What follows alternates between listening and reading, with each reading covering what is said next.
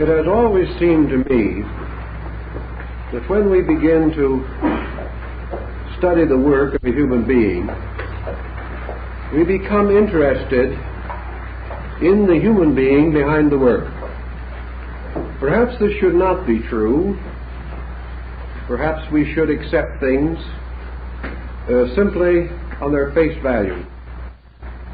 But we are all tied and bound to the human state, and we like to orient our heroes in that state.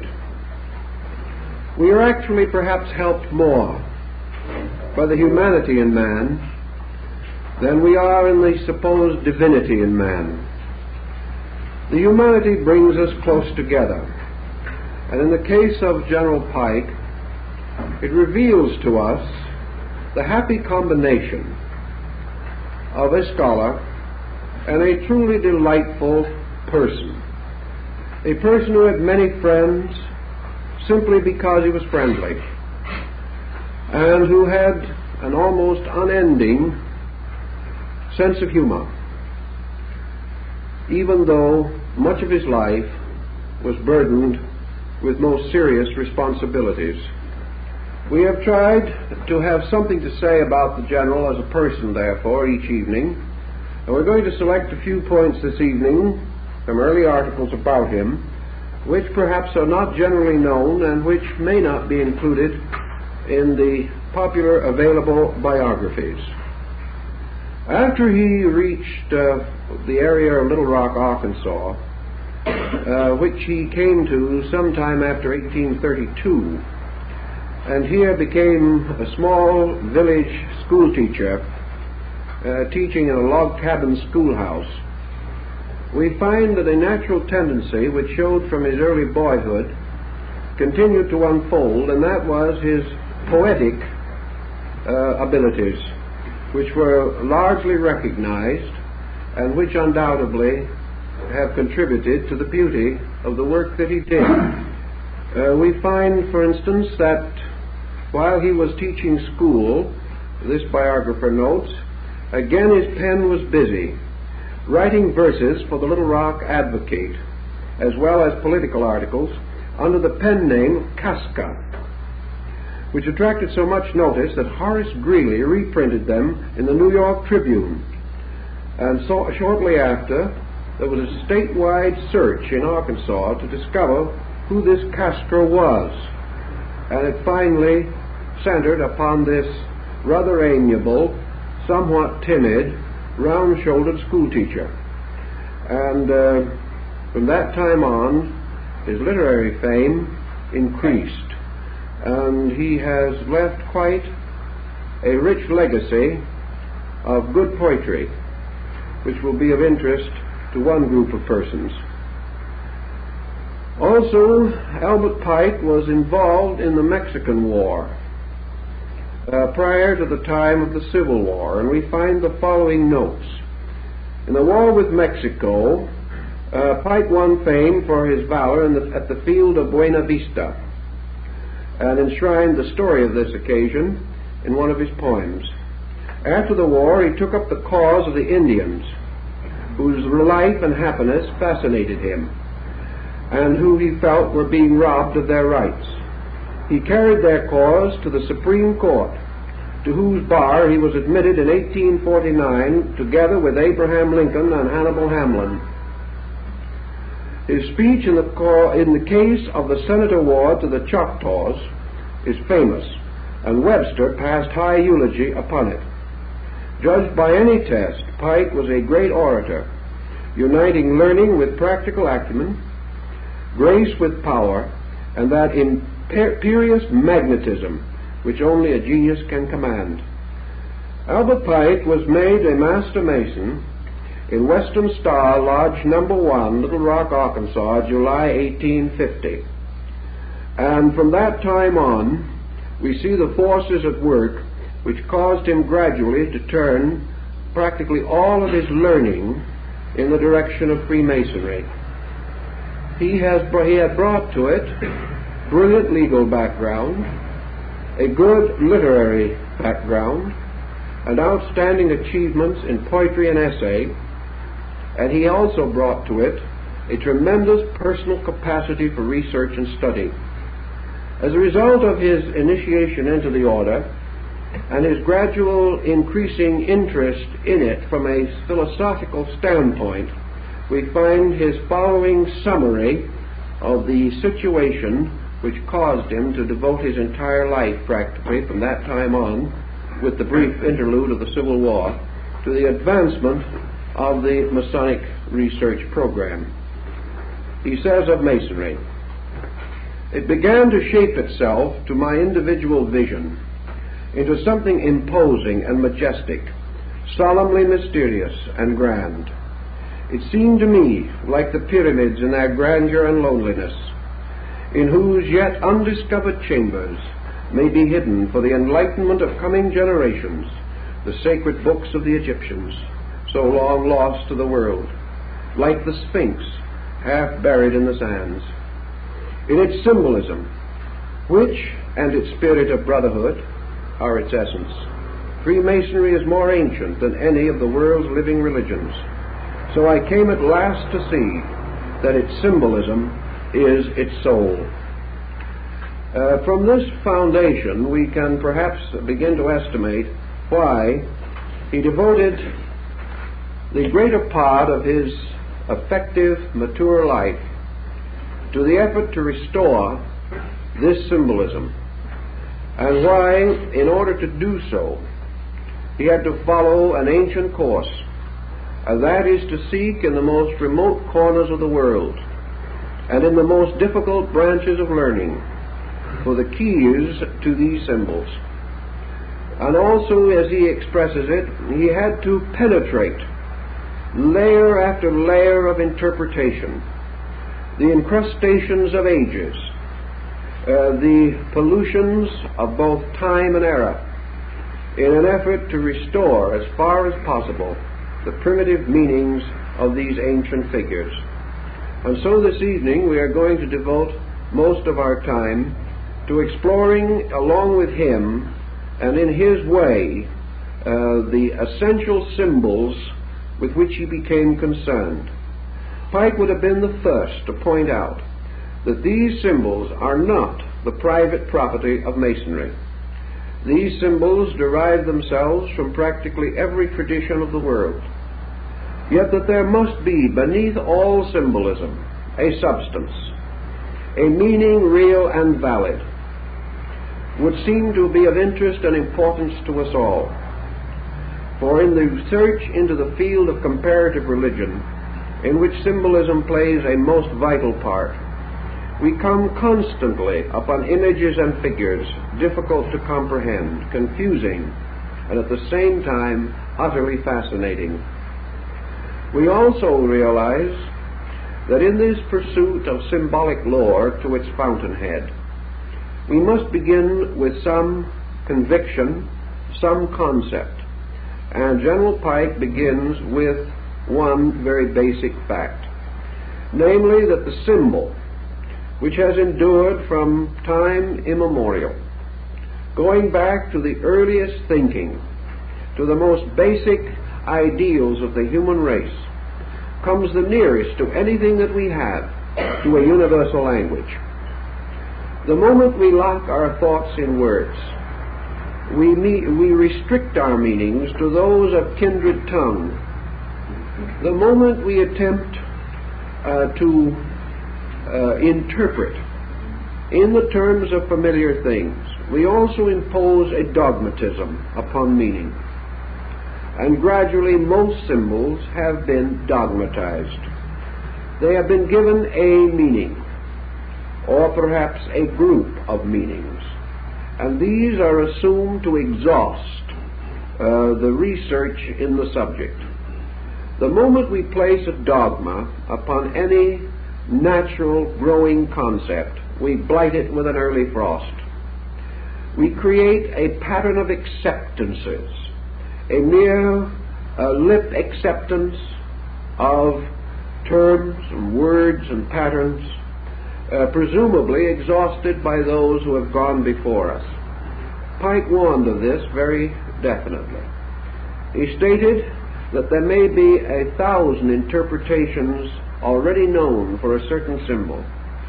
But if we are content to accept any or all of them, we shall some way deprive ourselves of the greatest adventure of all, and that is the personal exploration of the idea, the search within ourselves for meaning, and that the language of symbolism invites us all to search for meaning.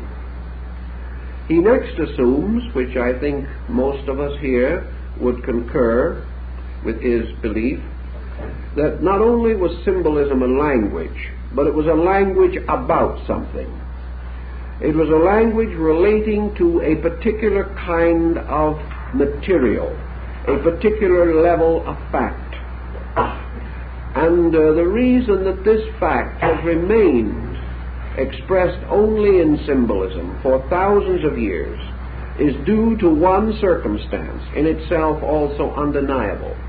That is, that men have never found a better way of perpetuating these facts than through symbols. Had at any time the full and true meaning of a symbol been so completely, absolutely, and entirely crystallized that it could be presented in an irrefutable literary or philosophical statement, the symbol itself would have vanished. It would have no longer been significant. Men do not search for that which is found, but for that which is not found. The individual, therefore, is entitled to assume that the language of symbolism relates to something about which there is no common knowledge, about which there is no other adequate instrument for the perpetuation of certain ideas. What type of material would be, therefore, most likely to be locked in an enigma, to be concealed behind some form, shadow, or semblance not identical with its own structure or nature?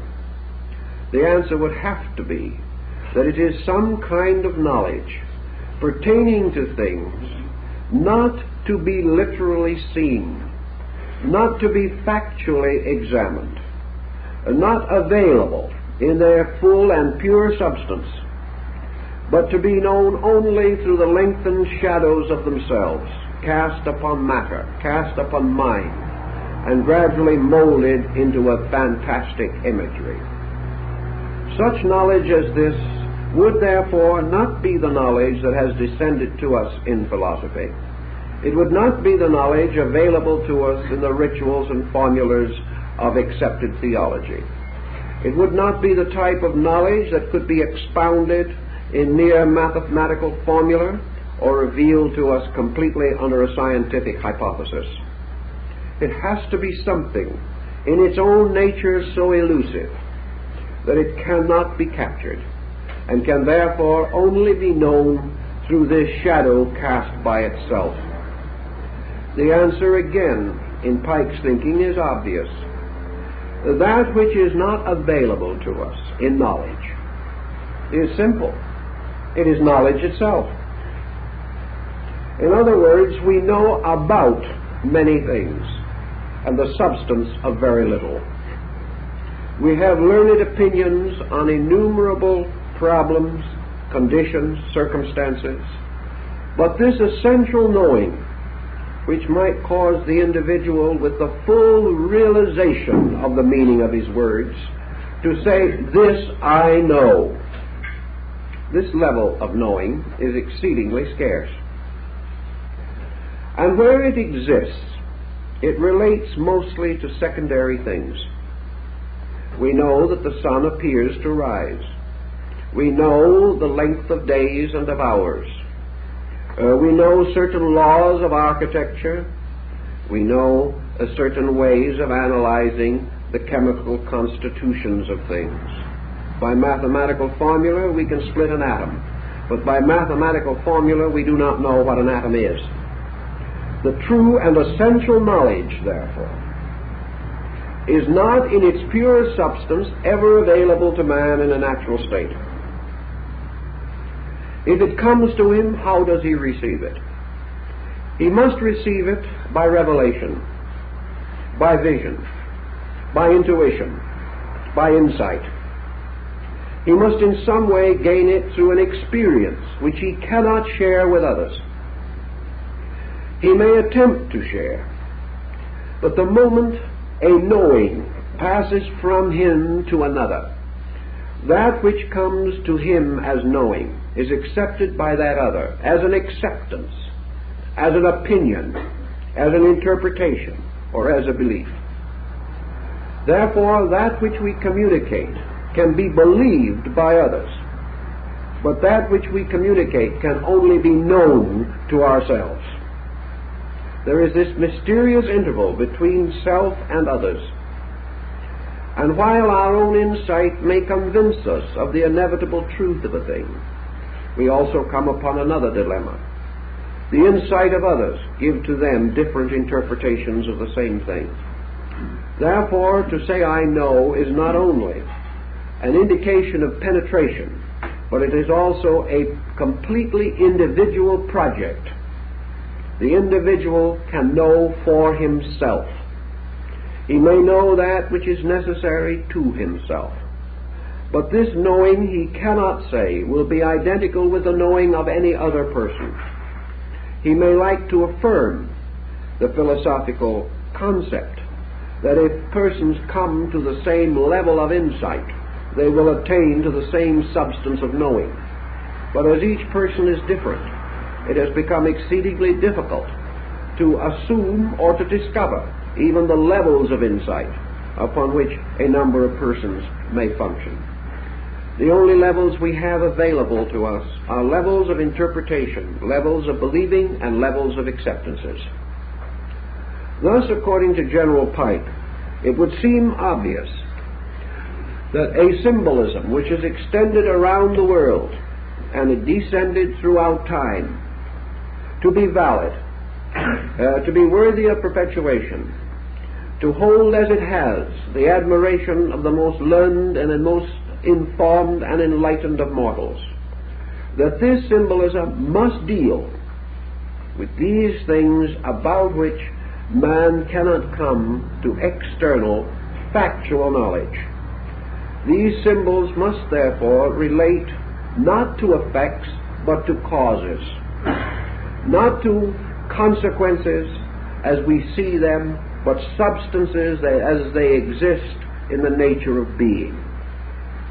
He is strengthened in this concept by another point, namely, that the great wealth of symbolism has grown up around sacred matters. The greater body of symbolism has to do with the attributes of deity, with the substance of human consciousness, with the nature of the human soul, with the substance and material of the human mind, and also, in large measure, with the great circle or cycle of man's psychic experience, leading not only through the years of this life, but postulating the future state of the soul in time to come and beyond the grave. These things, then, relate to certainties which men desire to possess, but which they do not at the present time adequately possess.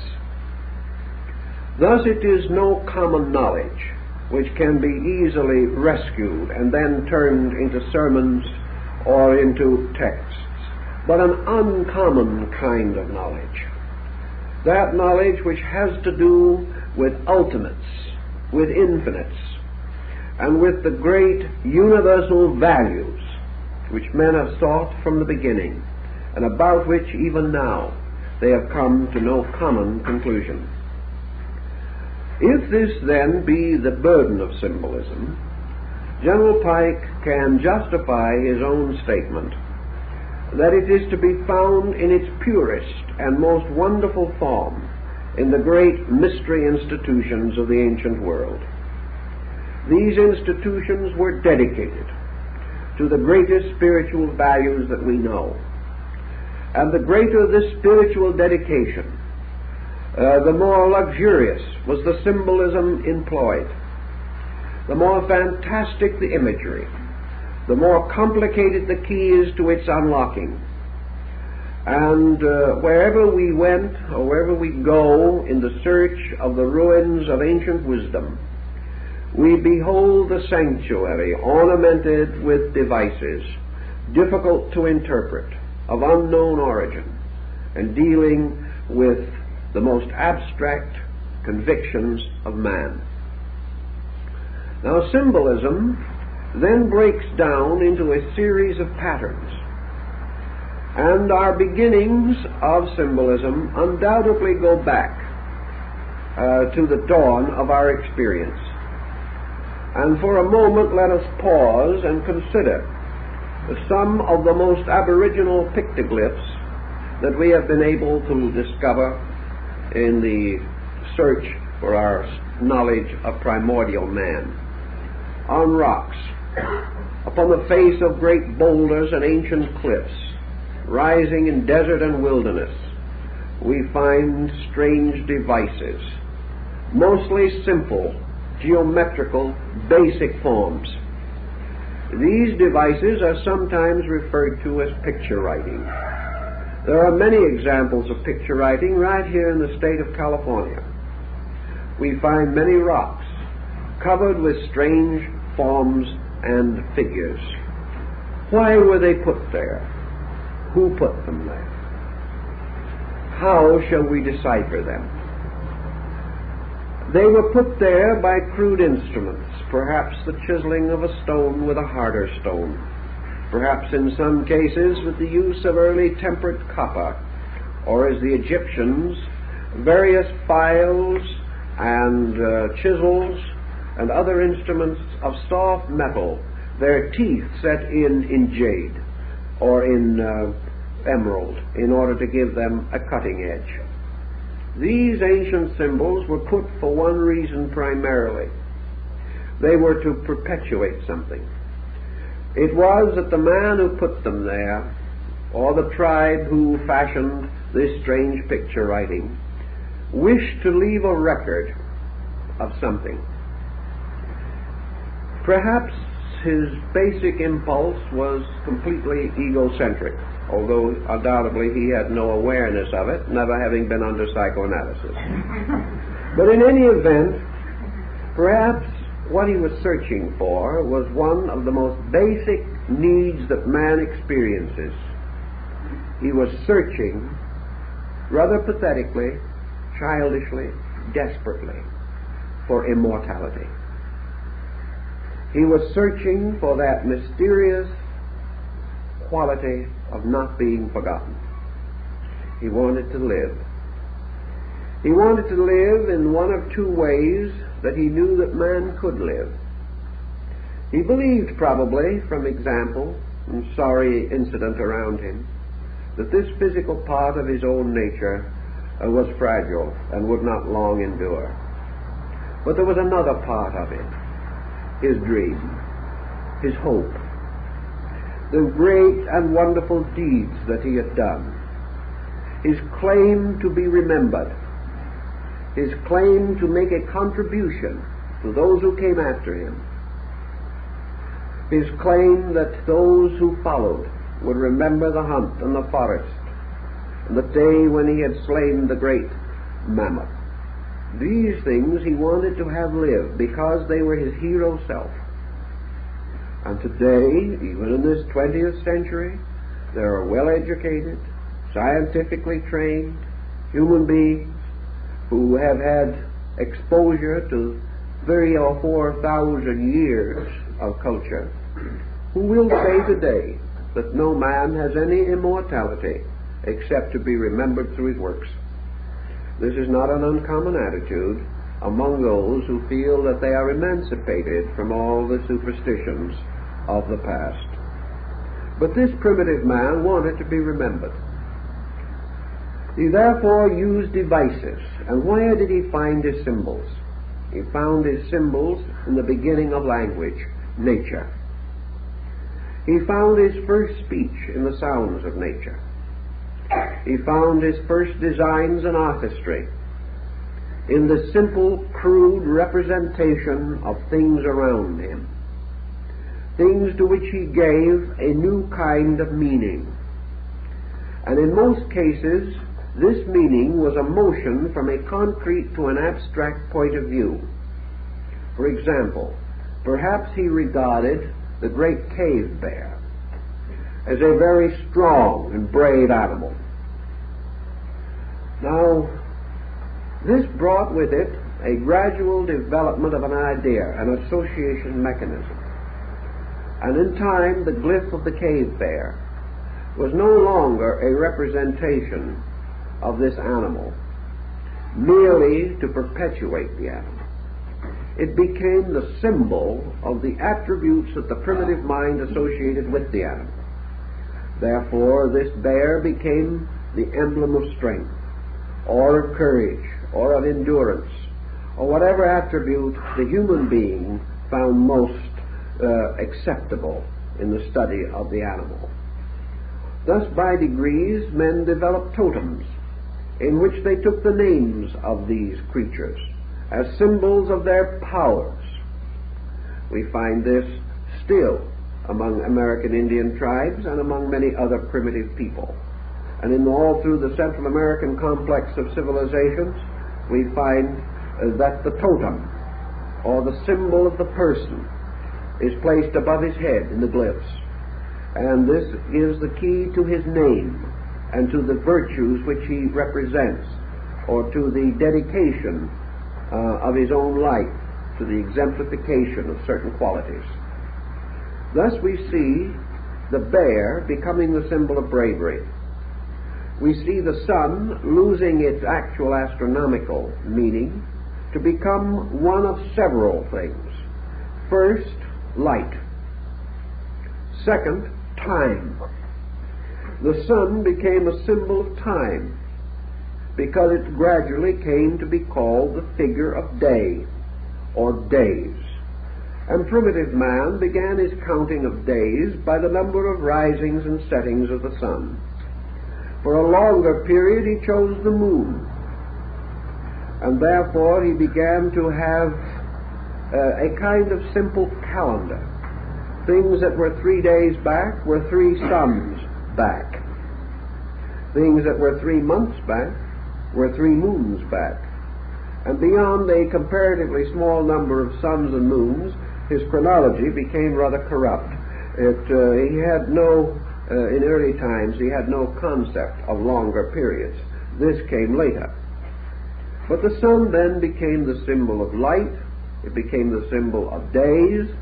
It became an emblem representing insight. It became a sign of blessedness or of good. It gradually unfolded into a sign of wisdom because it was opposed to the darkness of night, which was ignorance. It became associated with integration and orientation as opposed to the chaos of night. And by degrees then, each of these natural objects gained a more or less abstract meaning, a meaning which carried it into a world of invisible values. A brave animal can be seen, or a brave man, but bravery as a fact is not visible, except by some action by which it is personified, or some condition which exemplifies it. So the moment man began to think of qualities as apart from physical objects themselves, he had to go into symbolism. He also found various problems arising in the development of his word structures, where he discovered early in life that the most difficult concept to express in some visible form capable of being perpetuated is motion. It is very difficult to indicate motion on an immovable surface. He could not make a glyph that would fly off the surface and therefore be true to motion. He had to create the concept of motion without the object itself moving. One of his earliest experiences in this, as we see by studying the pictoglyphs, is the use of a series of footprints. These footprints indicate a journey. They may also indicate that their beginning and termination, the locations involved. Locations at that time being so crude and rude we cannot rediscover them even from the glyphs. But this long string of footprints was not entirely a happy thing. He could try to create the concept of motion through representing his animals and other creatures, as in the ancient caves of France, in motion. But a bison in motion is not really a very happy substitute for a necessary abstract verb. It is not very solutional. Yet he had to have motion. Maya solved it by putting a wing on a noun and making a verb out of it. The moment he added a wing, it symbolized motion. Very ingenious and requiring a great deal of thought to develop. But he did find the need constantly for creating forms for the expression of values not visible as objects. So out of this early struggle came the rise of pictoglyphic and hieroglyphic forms. The hieroglyph was an organized pictoglyph, and probably the greatest development in this situation is found in the languages of Egypt and of China. In both cases we have an inconceivable array of such picture forms. We may also, of course, mention the Maya glyphs, which number over 10,000. But unfortunately, they are not as easy to use as some of the others because we simply have not yet been able to decode them. But in the Chinese and in the Egyptian, we are in somewhat better condition. The Egyptian language, although it comes to us in its earliest form in a highly developed state, still shows that it was the inevitable evolution of the rough and crude cuttings upon the walls of cliffs and rocks. It is a gradual refinement. But the Egyptians began to discover means of making their symbols more valuable, making them more useful. They gradually came to identify, out of all of their animal pictures and their various symbolic devices, for each of which they had a name, they gradually developed a sound equivalent. This was frequently derived simply from the beginning of the name of the object. And an object like, for instance, arm, representing the human arm, suggested to them the possibility of the R sound as well as the complete name. This R sound could be combined with other sounds. Among the Aztecs it was done more simply. They took two creatures, for instance, they wanted to make a word out of two names. So they would take the name for tiger and the name for snake. They wanted to use the first half of the name for tiger and combine it with the last half of the name of snake. So they made a glyph, the front end a tiger and the back end a snake. And then they proceeded to read it. It gave them, therefore, the possibility of bestowing this glyph as a name upon something. And this is how we read the place names of the old Mexican cities and towns. They placed this glyph in association with a little device called a mound. And when the mound and the place name were put together, it meant a city. If they drove a spear or an atlatl through the mound, it means they had conquered the city. And one by one, these simple devices developed. So the Egyptian language passed into a new form, in which it consisted of both ideas and of sounds. This became rather complicated. But it also gave rise to the possibility of the Egyptian attaining a certain written form in which he was able to express sequences of abstract ideas and use for these sequences hieroglyphs which suggested sound arrangements and by their grouping compounding names of objects. When they wished a word or a section of glyph to represent primarily a sound or an order of sounds, as in the case of a proper name, they placed a cartouche around it. That is, they drew a line around the entire thing, saying this is one word, instead of a series of glyphs. So in most of their manuscripts we find picture writing, hieroglyphical development and structure, and then every so often an encircled group of characters signifying that these shall be read together to form a name, or to form a proper word of some nature. This went on until gradually the pictoglyphic form began to fade away, and the symbols were not essentially changed, but passed through a condition of human carelessness. This human carelessness caused finally these glyphs to be drawn so poorly that as glyphs they were comparatively undecipherable. The individual taking these pictures simply streamlined them. He created a kind of shorthand out of them, using perhaps only the principal stroke of a particular glyph, the one stroke which distinguished it from all other glyphs. And he found that by degrees he could speed up the process of writing, and the hieroglyphical form about the beginning of the Christian era began to drift into the hieratic form, which consists of the loss of the symbol in a conventionalized letter.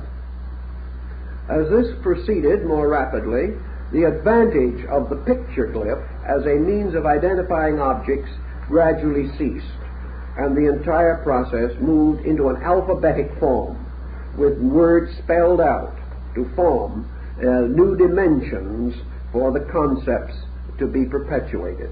This also followed definitely in connection with the Chinese method of writing. We find that the original glyphs were very often very close to the object represented. Their little pitched roof character, which is essentially a roof, originally meant a covering, consisting of two lines drawn this way, just like the sides of a roof. Well, that was a covering originally. It finally became very much more involved. The oldest Chinese glyph for a horse, for example, has 4 small dashes under it to represent the horse's feet. It was pretty literal. And among other languages, it is true that the Chinese perhaps has changed less than most others. Now, the Chinese have a symbol for tree, a very simple glyph. Now, they were also concerned with what we might term the plural forms, and how were they going to handle that?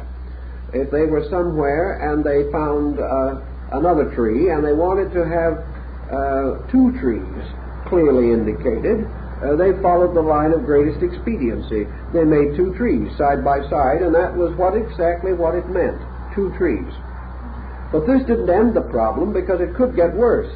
Another man decided that he wanted to say that he had just been in the forest. Now, this presented a more or less complicated situation. You couldn't keep on drawing trees all over the page. So the happy idea of the simple plural came into existence. Above 2 trees must be many trees.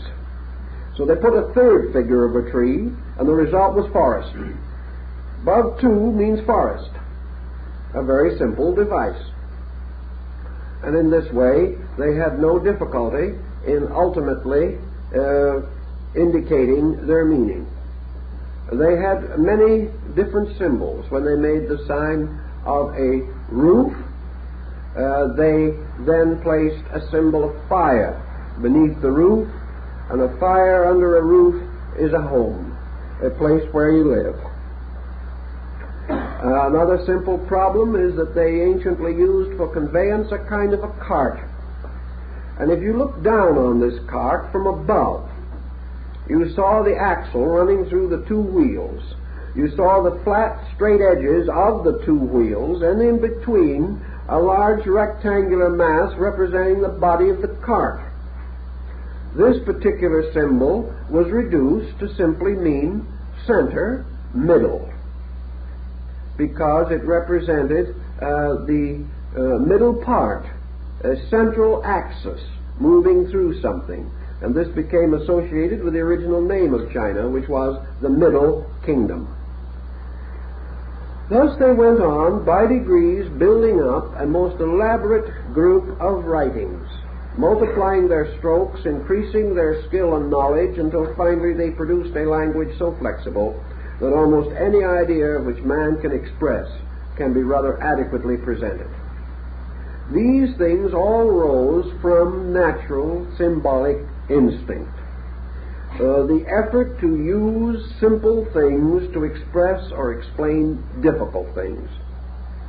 The effort to convey a total picture of a meaning, and at the same time lock it only in a very few strokes or letters.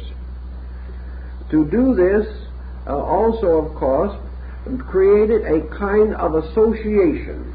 The individual who knew approximately the meaning to be intended got the complete impact of it, perhaps even more completely than we do with words today. They got the feeling of what was intended. They got a simple and direct relationship. They were not so far removed into polysyllabic forms as we are.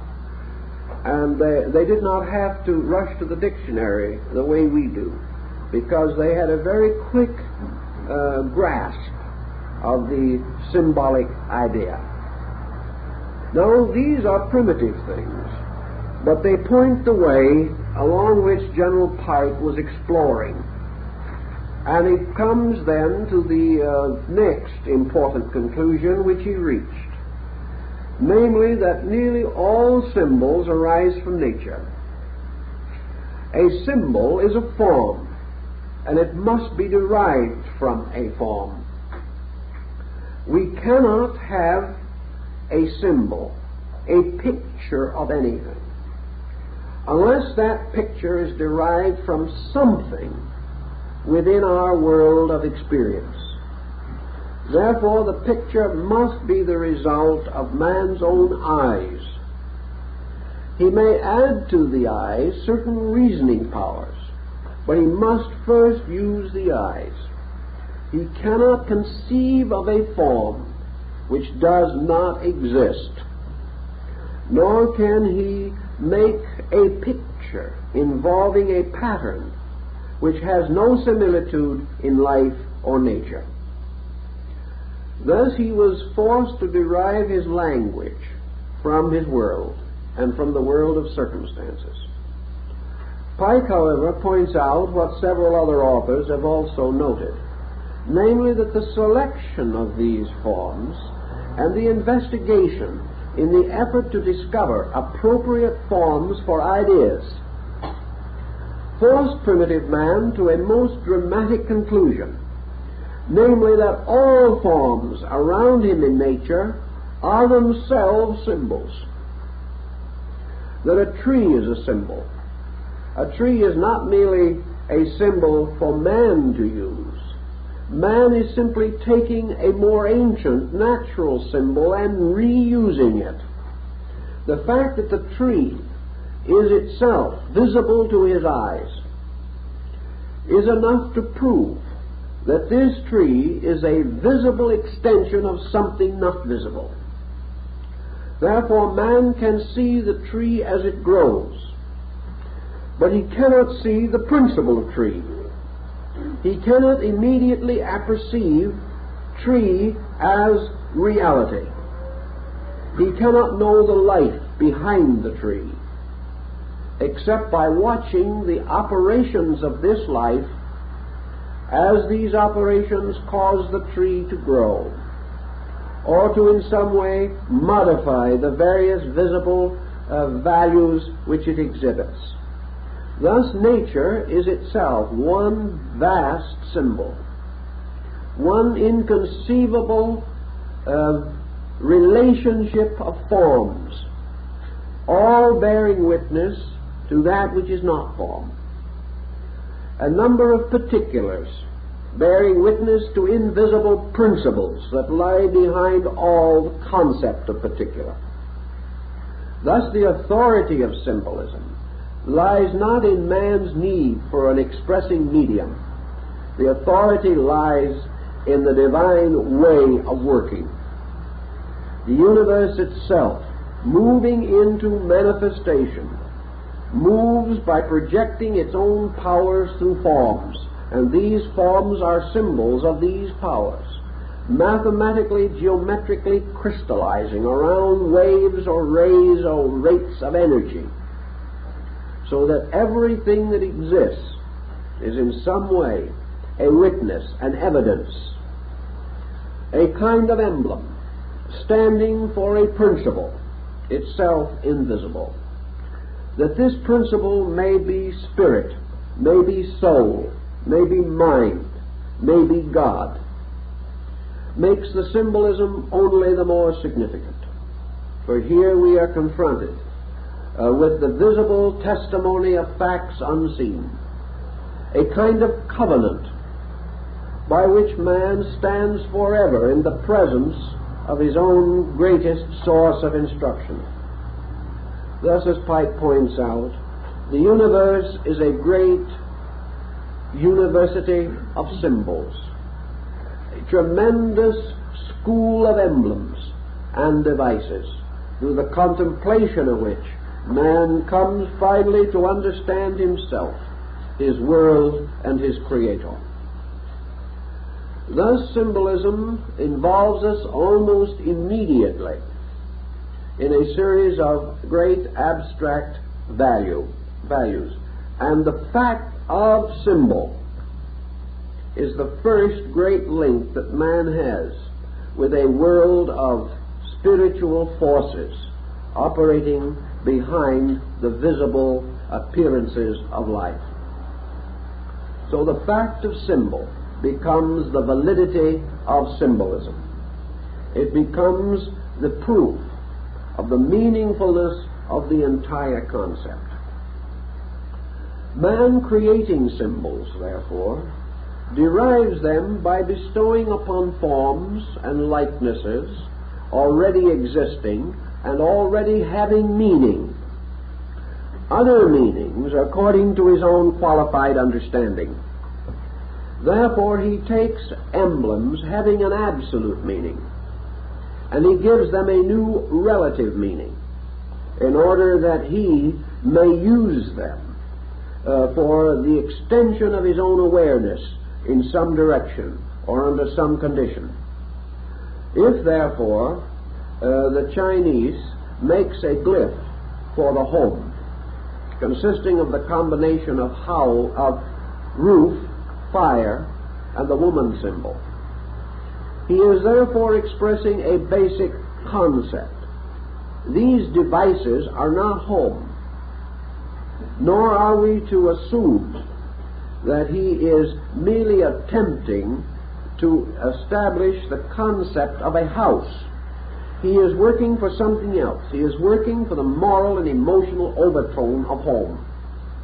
He is looking for its spiritual value, its ethical implication, and thus he captures in these basic forms ideas which are in harmony with his own insight. Yet each of these forms may have another meaning, a meaning especially in themselves. And this is true where the selection particularly involves natural working or natural objects, rather than the artificial productions of man, as in the case of house, which is something man himself has built, and therefore has a meaning peculiar to man. But when he draws upon the earth and the sky and the flower and the rock, he is drawing upon things which he did not himself create, and therefore which have meaning apart from him, even though he wishes to give them a meaning of his own. In this way, symbolism has gradually associated itself with an infinite diversity of interpretive factors. And these interpretations, extending on through time, have been refined and revised with the changing of human beliefs. The ancient meanings have been restored and lost again. and finally new meanings have been imposed upon ancient substances which no longer seem relevant. Man, however, hit upon one other happy device in the development of symbolism. He knew that he was concerned to a measure with the restricting circumstance of literalism. There was always the deadly danger which man faced, namely that in the field of learning, if he drew a picture of a tree, the student would be satisfied to say this is a tree and feel that he had solved it all. If, therefore, he surrounded the man primarily with only natural symbols, the human being would be almost in the same condition he would be without any symbols, because there are enough natural symbols forever around him. He sees the alternations of day and night, he beholds growth, he beholds all the strange and wonderful workings of natural law. These are his heritage. Therefore, to merely reproduce them for his intellectual advancement would scarcely attain its end. He would only be using a crude substitute for a nobler original. But man discovered, perhaps through his sleep consciousness, through dreams and other things, that he could introduce an element of fantasy into the representation of these forms. He could create a class of forms called composita. He could make a thing unworldly by putting together natural emblems and symbols in an unnatural relationship. He found, for example, that as long as he drew pictures of men to represent his gods, the tendency of the people was to come to the conclusion that the gods were men. It read downward instead of upward. Instead of conveying the impression, really, that man is a god, the reverse became the common acceptance. But when, as in the case of the Egyptians, the human head was taken off, and the radiant globe-clutching scarabasaka was placed on the shoulders of the human body, so that it became a human body with a beetle's head, the inevitable result had to be that the mind could no longer search in its experience for a living example of this. They just couldn't do it. Or when they placed the symbol of the head of the Apis, the bull, upon the shoulders of the god Osiris, this Horipus, or this deity, could not be found among men. It represented a departure. Here we have now a fantasy.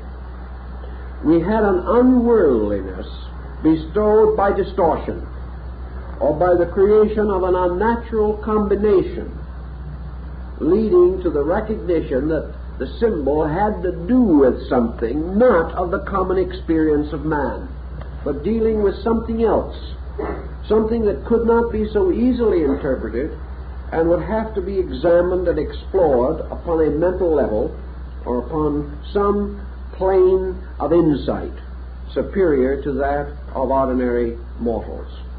Another simple way of doing the same thing was to disproportion the sizes of things. A very common practice, for example, in East Indian art. Here a great sage, teacher, or one of the deities is represented as a colossal figure, and the human disciple or student as a very small figure kneeling at its feet.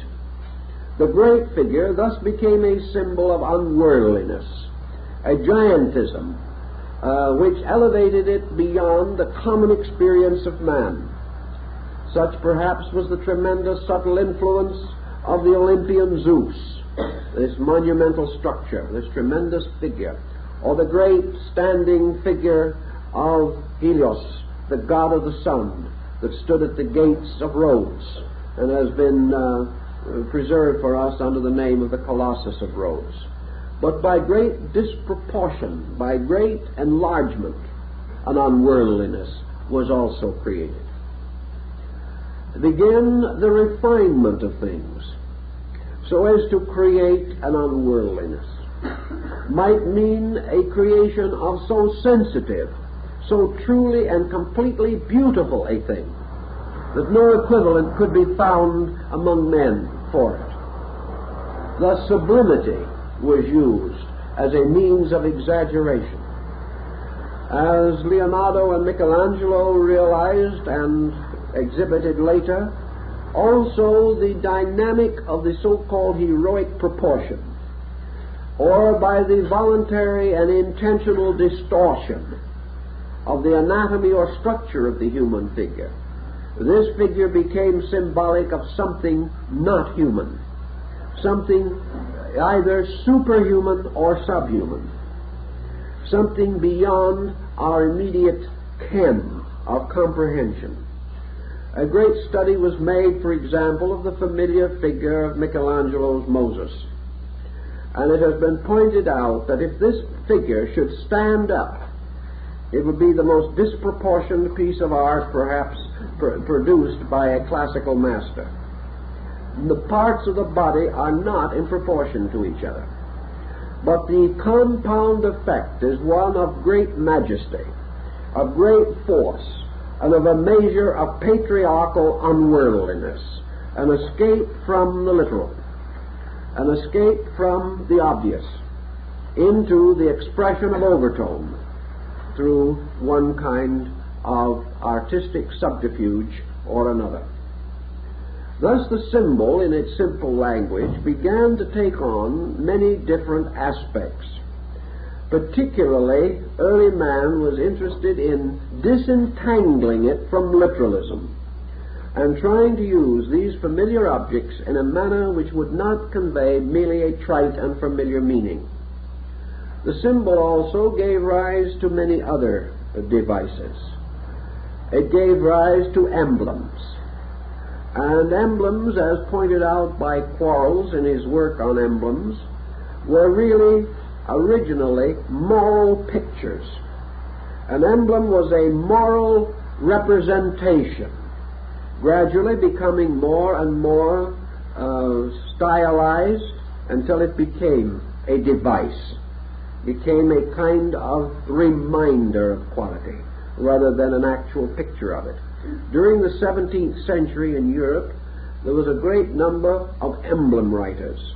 These writers moralized upon practically every symbol, device, work of art, statue, jewel, fabrication of antiquity that we know. Every one of these had to be interpreted to have some bearing upon the moral need of man. The purpose was to produce the good man, or to remind the individual of moral virtues by simple pictures. These books, of course, were largely worn out by children, because young people received most of their early schooling from these old emblem books. Another type, of course, that also came into prominence was the gradual development of the word emblem. In other words, symbolism was not absolutely restricted to a representation of an object. It could be associated verbally with the description. Groups of emblems have been closely associated with sects and creeds that have made use of the emblem in one way or another in their teachings. And this part of the teaching has become so familiar that the picture is used to substitute for the reference to the factor involved. Religious emblems that we remember immediately, of course, bring to mind the Christian cross, which is associated with the most dramatic episode in the life of the founder of the faith. We find that in India, in Buddhism, for example, the chakra, or wheel with 8 spokes, the Noble Eightfold Path and the wheel of the law, has become practically a universal symbol for Buddhism as a religious philosophy. It has gained the same general acceptance that the cross has in Christianity. Perhaps equally important in the Judaistic system is the sacred name, formed of flaming letters, which has also a great sacredness. Perhaps the outstanding religious emblem of the Jewish people is made up of the 2 tablets of the law, bearing letters or characters signifying the commandments. In Islam, the great symbol is the crescent of the planet Venus, which has to do very much with the development of their faith. And this has been universally accepted among Muslim states. Among Hindus, the most common symbol is the Omkara, or an elaborate device formed of the letters of the sacred name. These devices we generally recognize today as the trademarks of religions and faiths.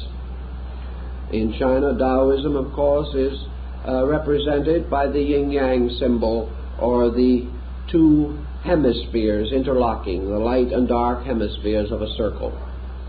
All these emblems have therefore gradually come to be identified with great systems of thought, and they become immediately able to stimulate in us a basic grand picture of a doctrine, of an idea, or of a way of life. These are the more simple explanations, however, and we must still penetrate into that field of research in which Pike was most concerned. He came to the conclusion that there was an essential and valid language of symbols, an alphabet of them, that while in various nations they were somewhat modified, still there was a great body of symbolism, essentially sacred and essentially dedicated to the perpetuation of knowledge without revelation by word. Therefore, the communication of certain secrets from age to age, from time to time, was accomplished by means of symbols, even as the ancient craftsmen in the days of the cathedral builders of Europe each marked his stone with his master's mark, a mark peculiar to himself, and being the same permanent record that the primary man or ancient man carved so crudely upon some boulder. This record of the master's marks also extended throughout the world, for the same marks that are found on the cathedrals of Europe are also found on the Taj Mahal, on the Qutb Minar at Delhi, and upon the great monuments of the Hindu and Muslim world. Therefore, this practice of marking goes on throughout the world. And these marks that were on the cathedral stones of Europe are almost identical with the caste marks worn on the forehead of various Hindu sects, the members of the sects.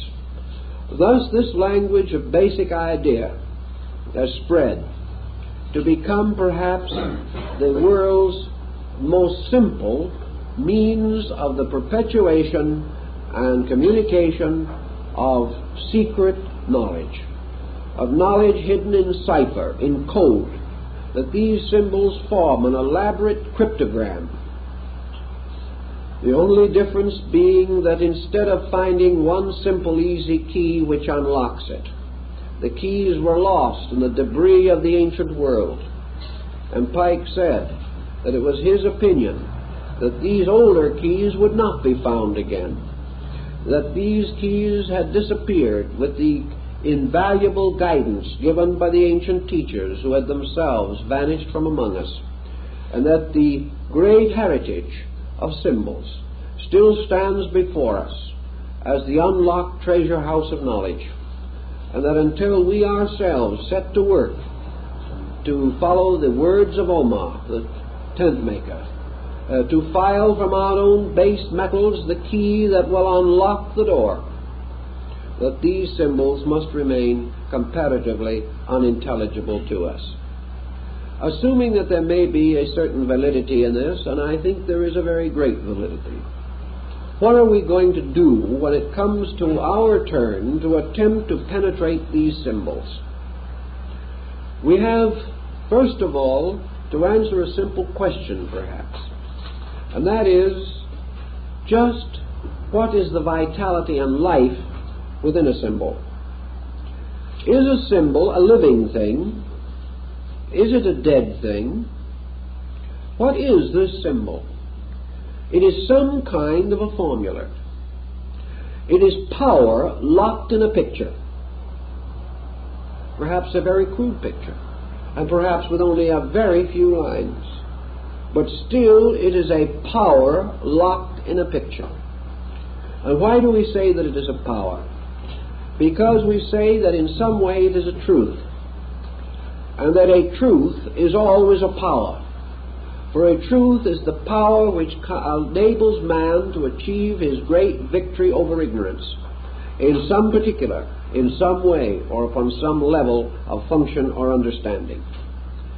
Thus a symbol has, we shall say, an essential meaning, that it has its root in some law. It must, because it is derived from nature, and everything in nature is meaningful. It also has, as I said, an accumulated series of meanings. And the individual confronted with a symbol is at first placed at a serious disadvantage.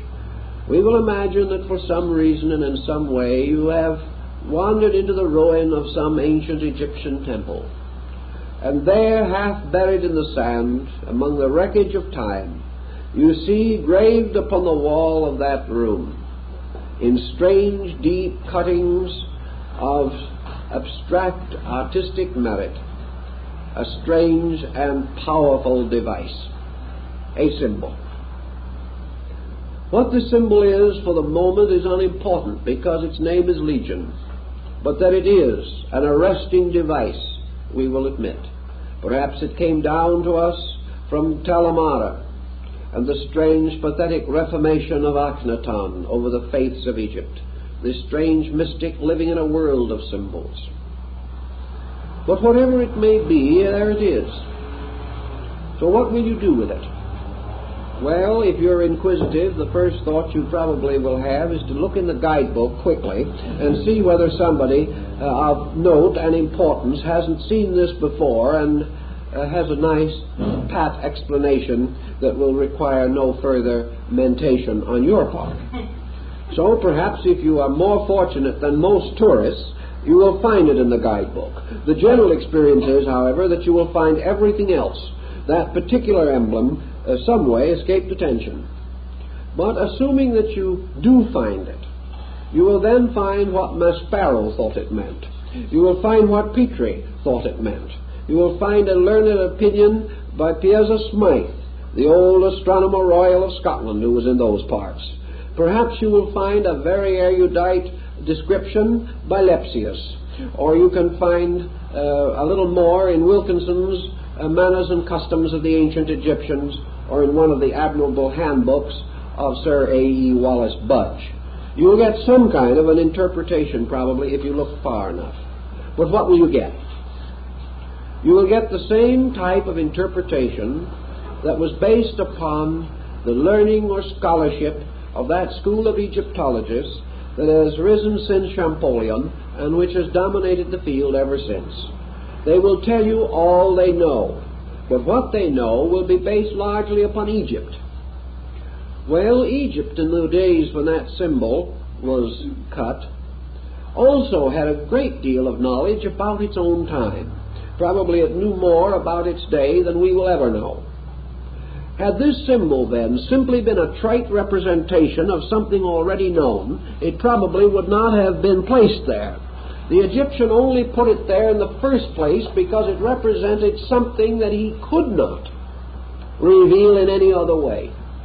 Something that meant something inside of him, not just merely the perpetuation of ornate devices which were everyday knowledge to himself, even though they may be extremely mysterious to us. So a great symbol was a great symbol in Egypt at the time it was placed on the temple wall, just as much as it is a great symbol today.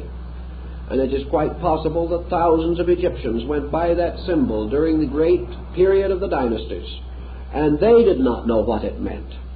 Or it may be that it was anciently the wall of a sanctuary, where an initiated priest in his mysterious robes of blue and gold, and wearing the great gilded triangular apron of his sect, brought the neophyte, and there attempted to unfold for him some strange and recondite meaning for this emblem. But one thing is sure, The emblem is not going to be easily unlocked. It's going to fight to hold its secret just as much as you may fight to take that secret from it. As Pike said in his little article I read to you, each of these symbols is a kind of sphinx, and each one who comes into the presence of it and tries to solve its riddle is also a kind of Oedipus. And this Oedipus must either solve the riddle or perish at by the cruelty or the strange device which he has been unable to fathom. So we come into the presence of the symbol, and we realize that it represents design, that perhaps, like the famous old Etruscan frying pan, it was a masterpiece in higher mathematics, and that only by a mathematical code can we decipher it. But then when we have deciphered it, we lift a veil only to find other veils behind. How then shall we approach the symbol? Shall we approach it only with the hope that, or perhaps even the fear, that we shall discover that the Egyptian knew as much as we do? Will we approach it in the possibility that it may contain some interesting and novel formula that we can dramatize or fictionalize in our way of life? Probably from any one of 100 reasons. If we glance a second time, we will continue to ponder the symbol. What then is our answer? We have some reason to believe that it was put there by someone for a reason and a purpose. That man could know us, or would have any great or powerful interest in our way of life, is rather unthinkable. Man looking at the symbol is not fulfilling it.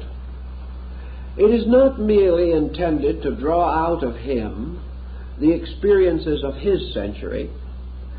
It is interesting to see, however, to what degree this symbol becomes a drawing power, and may also draw out of the individual levels of knowledge that he did not know he possessed, because he had never before been subjected to a riddle. A riddle forces the individual to probe within the recesses of his own knowledge, seeking for something that at least has a bearing on the problem, or a clue, or some association by means of which the unknown becomes intelligible. But even if he does this, and he does it thoroughly and painstakingly, he only arrives at a certain formula of his own, passes on, his place is taken by another man who repeats the process.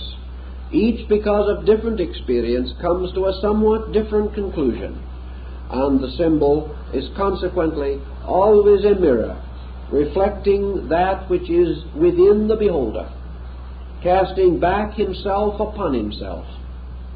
But its own inscrutable mystery is still utterly locked. Therefore, this attitude is not entirely satisfactory. So the symbolist, and Pike belongs to that group, points out that in order to break the symbol, in order to actually penetrate it, it is not possible merely to make a photographic reproduction of it in our minds, or to battle out our brains against its strange and fantastic construction. There has to be another way. There has to be something else. And that something else implies the possibility of the individual becoming receptive to the total impact of the symbol itself. Not only to discover what it can mean to him, what it may have meant to the Egyptian, but also what it really means. And this real meaning implies, of course, something else also. That in a moment of inspiration, someone put it there. What this inspiration level was, we cannot know. But if the symbol has survived as a great and magnificent arresting thing, that level of inspiration must be explored. We've got to try to find again the consciousness of the man who put the symbol there. This does not mean that if we do, we shall finally solve it. But it does mean that we shall come a little nearer to solution. We shall have a better grasp than merely imposing our own nature upon the symbol. Great symbols are nearly always strangely orderly, wonderfully mathematical, and while their essential principles may be obscured by flourishes and artistic devices, each one is based upon a grand concept. It is a cross or a circle or a triangle or a square. It has some tremendous basic mathematical strength, or perhaps numerical arrangement by which it has a strange and deep meaning. There is a pattern there. There is always an orderly progression of things. Thus the symbol invites us to contemplation. It invites us not to an aggressive effort to conquer it. It invites us to meet it in a more or less receptive manner, opening ourselves to it, persuading it to come forth rather than demanding it to come forth. It also must free us in some way from our own eternal resolution to read into that symbol our own meanings, or the meanings of our times, or the ethics of our times, or the morality of our times. What we must try to find out is what it meant. And as it probably arose from this great system of world mysteries, the great educational body of the past, this symbol may well be part of the great textbook of essential learning, a strange essay, a wonderful composition, placed there with masterly skill, not only to confuse the ages, but in some strange way to bind the truth seeker of the present to the truth discoverer of the past.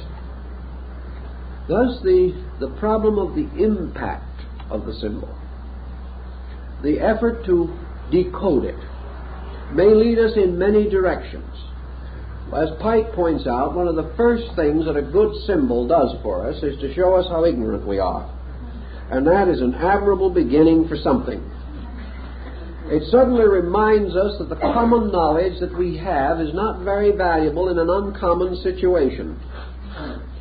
It further also reminds us, if we think a little more, that the common knowledge that we have has very seldom been sufficient in any situation. That we are dying of our common knowledge, and that unless we do something about it, we shall continue to die. Thus it behooves us to explore the symbol. And the moment we start on it, we are dedicated to the great course, the study of primordial man and his search for light. We must, to a certain degree, have the same experience which Pike himself had. Drawn into Masonry by the rather natural circumstances of the time, he became aware that he stood in a great palace of symbols. Gradually it dawned upon him that these symbols were the soul of something, that this organization which he had joined was not merely a body of persons tied together by dues. It was a symbol of something. It was something that tied into a challenge that could only be solved in one way, and that was by the attainment of universal enlightenment.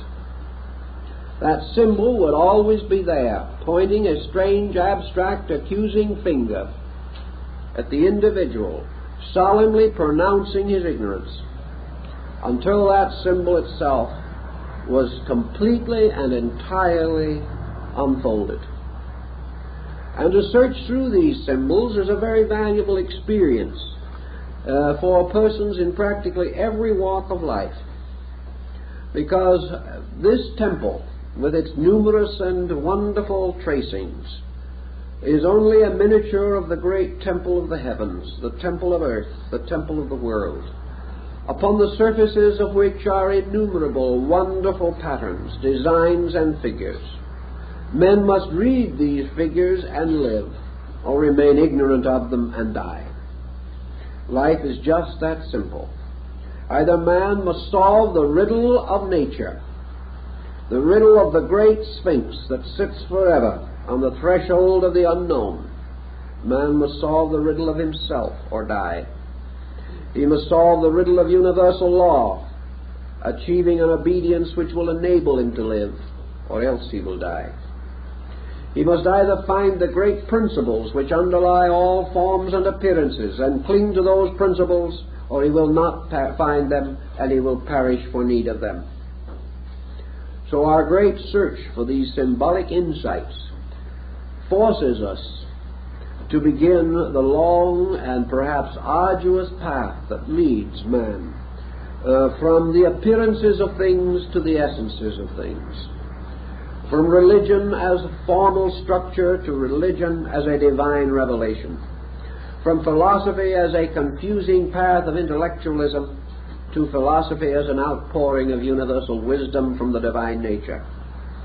These paths must be followed in the search for truths. And in the following of these paths, one by one, the superstitions and fallacies of man fall away.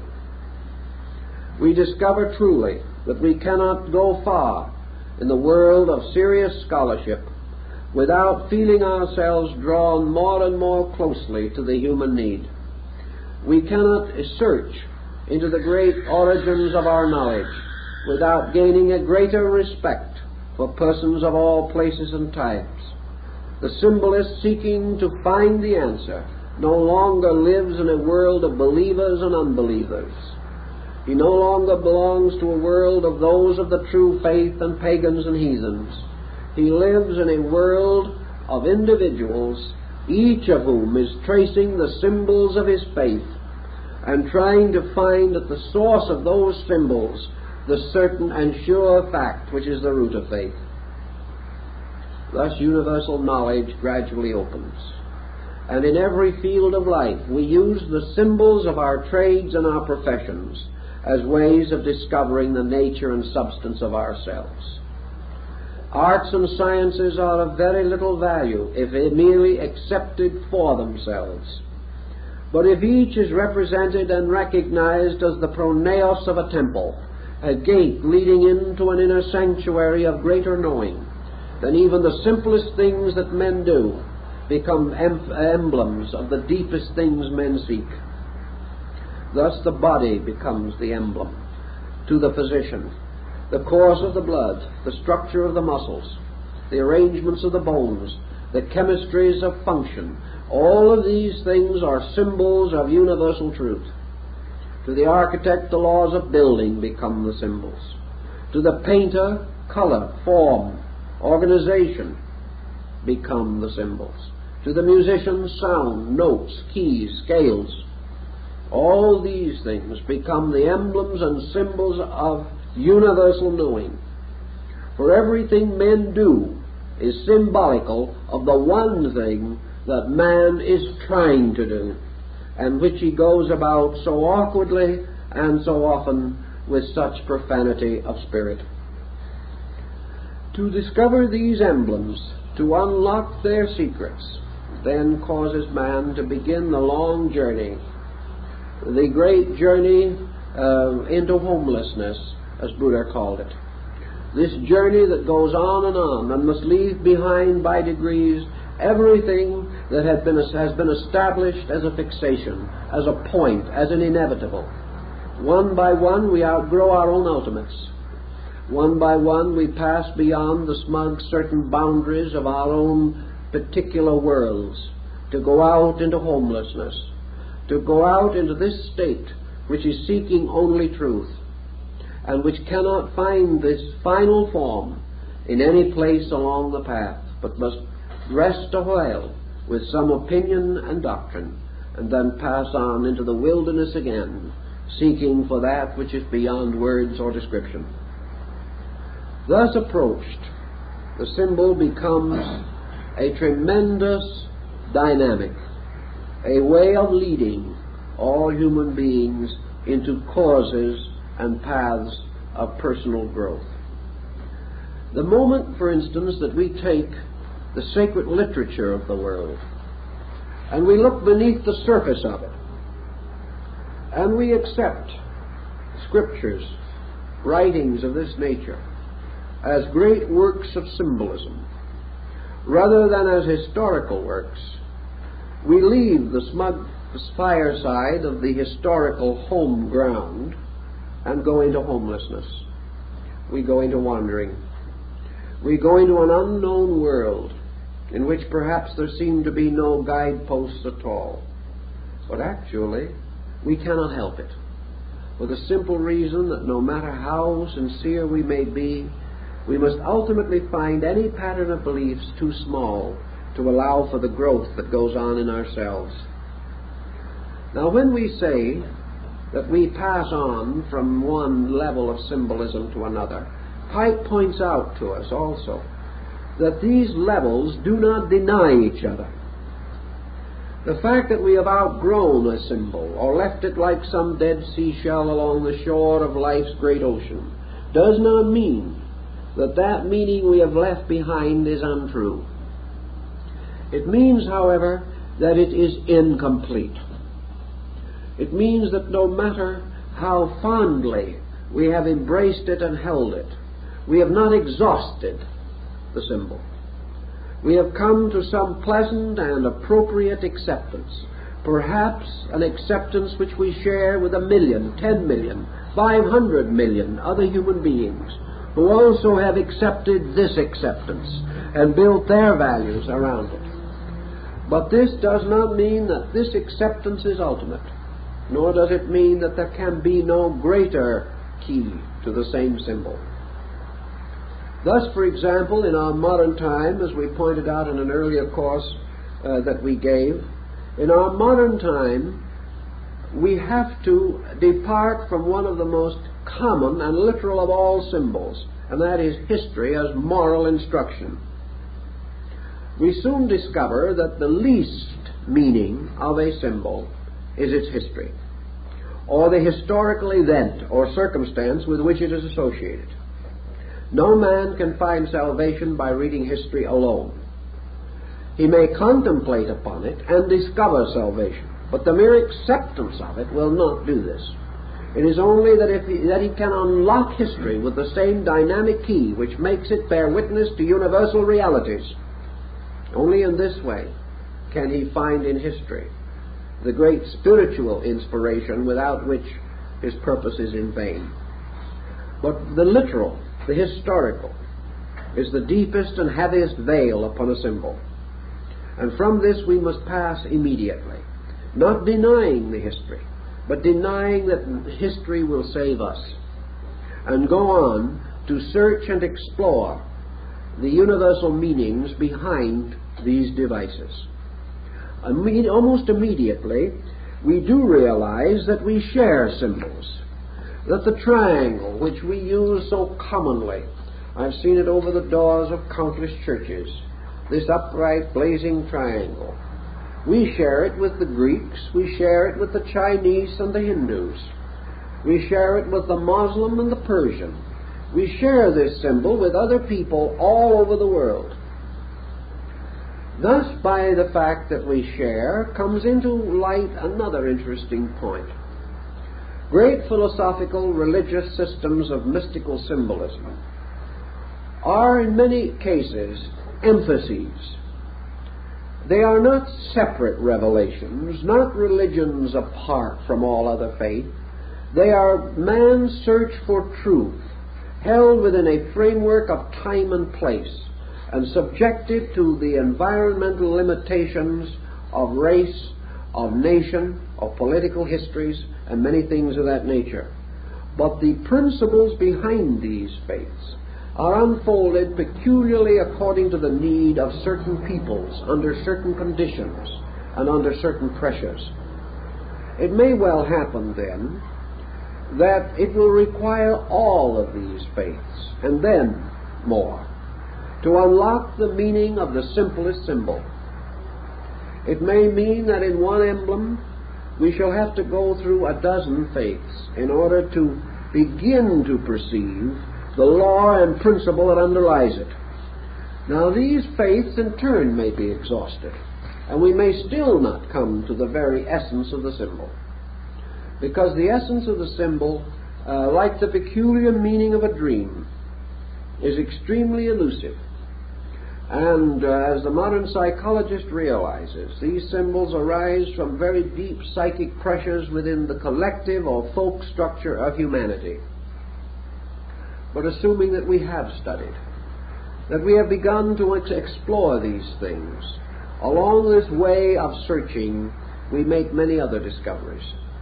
And in the search for essential truth, the byproducts are almost as important as the product itself, because along the way we gain admiration for our fellow men. We gain understanding of their searching. We gain inspiration from the great and beautiful truths that they have discovered. We gain fellowship with them in the simple problems of their living. And we move inevitably from a purely intellectual position to one of the deepest compassion and emotional acceptance of things that perhaps once were strange, difficult, and unknown to us. Thus, one of the great results of an honest search is the discovery of friend, the discovery of brotherhood, the discovery of the right power and purpose of working together for these great ends, which we have none of us yet fully attained. Therefore it is not that one shall lead and others shall follow, but in the search for truth we are all brothers, searching together for that which is beyond us all. Consequently, our small jealousies and our petty prejudices can dissolve when we realize that we all bear approximately the same relationship to the sovereign center of truth, that one does not possess it and is passing it out to others, but that all, possessing parts of it, are searching for all of it, and sharing the parts together advances the search for totality. So we go on in these symbolisms until finally we come to what might, as Pike pointed out, be the greatest key of all. Through learning we advance our course a certain way, but the course itself cannot be completed until the individual himself, who is the truth seeker, recognizes the sovereign importance of so adjusting his own nature and disposition that he is capable of a knowledge beyond his present state. Thus, Pike points out the great systems of disciplines advocated in the Eleusinian, in the Hindu mysteries in China, and in all parts of the world. Namely, that insight, true insight, arises from conduct. That true knowledge is not possible to the ignorant until certain other things have been achieved. Consequently, the search for the symbol, the tremendous invitation of this riddle, the progressing of it along natural and reasonable lines until we are finally frustrated, beholding a great spiral staircase rising as in the wonderful table of Cebes. Then suddenly the realization that we cannot finally come to solution without the total reformation of ourselves. That from our own natures, the eye must be fashioned that can see beyond the horizon of form and place. Thus in the Egyptian rites and in the Greek rites, the seeker after truth had to carry the small lamp of his own attainment when he examined all of these strange cuttings and symbols and pictures and devices. Without the lamp of his own soul, without the light within him, the meaning could never be found. So we come back to the simple concept as taught by Jesus and Buddha and many others, but with a new meaning, a new degree of value, namely that the truth seeker, in order to attain, must place himself under the laws which he seeks to understand. Until he makes this personal consecration or dedication of his own nature, he cannot have the insight necessary to see. So in the great structures which use these symbols originally, discipleship always preceded acceptance into the mysteries. Albert Pike gives us quite a detailed description of the great rituals held at the time of the Eleusinian mysteries in Attica in Greece. These were the state mysteries. They were the mysteries which citizenship in Greece permitted the individual to attend. Those who were born citizens, free-born of Greece, men and women, were permitted to be initiated into the Eleusinian rites. The first or lower rituals were given to all who sought, and any person well born above the age of 12 years was entitled to receive the rituals. He beheld the great symbolic pageantry of this rite, by means of which he gained a more or less total impact of the great Orphic mystery, which was the spiritual root of his culture. Because everything that was Greek art, Greek music, Greek literature, Greek philosophy, and Greek religion arose from this great core of the Orphic revelation. The hymns, the mystical songs of Orpheus, the strange, secret, tender ritual of universal love which lay at the root of all Greek culture. But after the neophyte had taken this lesser ritual, he then had to indicate his future.